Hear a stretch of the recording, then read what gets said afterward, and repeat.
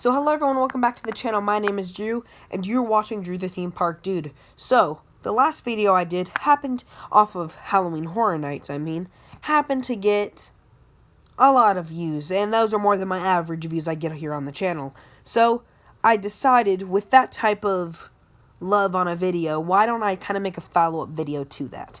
So, this is going to be more off of what to expect at this year's event for Halloween Horror Nights 30, Never Go Alone. I'll be talking in depth about all of the houses I mentioned earlier, but as well as some safety precautions you can look at, how they will do scare zones, how they will do mazes, and what I personally believe. Remember, none of this except for the event title itself and the Beetlejuice maze are confirmed by Universal. Nothing else besides that Universal has stated. This is all just mere prediction. So, I will be talking about what I personally believe will be coming to this year's event, as well as safety precautions I believe that will come along with it. So, since I already really mainly talked about my predictions for the maze, and if you haven't checked out that video, it's really recent on my channel. If you just want to scroll down, literally 3 videos, and it's there. So, if you want to go check that out, that will be great. But, this video, safety precautions, what to expect. My personal guess is we can expect face masks. I know lots of us do not want face masks, but I do believe in 2022 they'll begin to phase out face coverings, and that is when they'll make them more optional and all of that. So I do believe they will have them, though, for this year's event. I do believe the scare actors will also be having to wear their face coverings, just to, but if you went to, their mini event last year, their face coverings didn't really affect them, because most of them are wearing big masks over that anyway, and if they are like Beetlejuice or Lydia, where you see that character's actual face, it didn't really take away, though, because the mask kind of fits the character. Like, Beetlejuice's mask, blended in with his face type of thing, and then Lydia's mask was black, like the rest of her, outfit. So it goes with the character. So I don't mind it, and I do believe that they will be wearing face masks for this year's event. Now, what's bigger than plexiglass is, what's bigger than masks is plexiglass. So I'm not a massive fan of plexiglass, and I know most of you are not as well. So, do I personally believe it will be coming? I do not believe the level of plexiglass that was at last year's mini HHN29.5, HHN Light, whatever you want to call it, will be coming to this year's event. On the other hand, though, I do believe there will be some form of barrier, if it's just even over their face part of their body.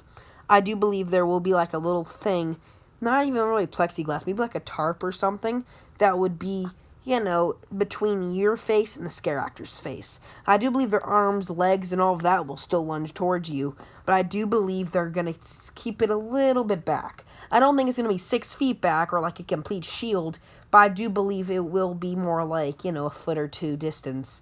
And also, do I believe that social distancing will occur? I could see something similar, but I could also see something closer together. I do not expect a conga line per se, which if you know what that is, it's basically what normally happens at HHN, is when everyone is basically in a conga line together and they walk through the house. I do believe, though, with parties, they will have them go together, but they're only going to wait, the distance of, 2 or 3 people, and they're not going to have people through the maze, stopping. If they happen to get in your distance, then you got to speed it up, because they're going to have something like that. And I do personally believe, and if it does cause a traffic jam, they might have the house attendant step in there and just say, wait here for, a minute. Because, when I was in some of the houses, especially towards the opening forum for HHN 29.5, which is what I personally call it, there were some barriers between how close you could get to someone. And I personally agreed, but as someone that was by myself, I will admit it was pretty scary. That was the first time I ever went through a Halloween Horror Nights house completely alone. Because normally it's a conga line, or normally, you're with someone, but this, I was by myself. So, it was a little nerve-wracking, I will say. But, I do believe that you'll be walking through the mazes how, I do believe there will not be that big of a limitation. Now, the final thing I'm here to talk about is scare zones. So, if you look back at scare zones such as Vamp 85, the Icon scare zone from HHN25, all of that are using stages, and they still perform scary type of acts.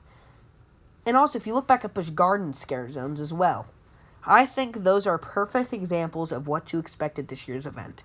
I do believe people will be walking through the zone, but I also don't believe that they will not be behind something. Maybe they're up on stilts. Maybe they're, like, covered head to toe in a complete outfit. Maybe they're wearing a face covering mask while per se staying, a foot or two away. Maybe they're only putting their arms out when they come and, like, try to scare you from behind. Maybe the chainsaws are come closer to you than the person physically does, like they hold it out.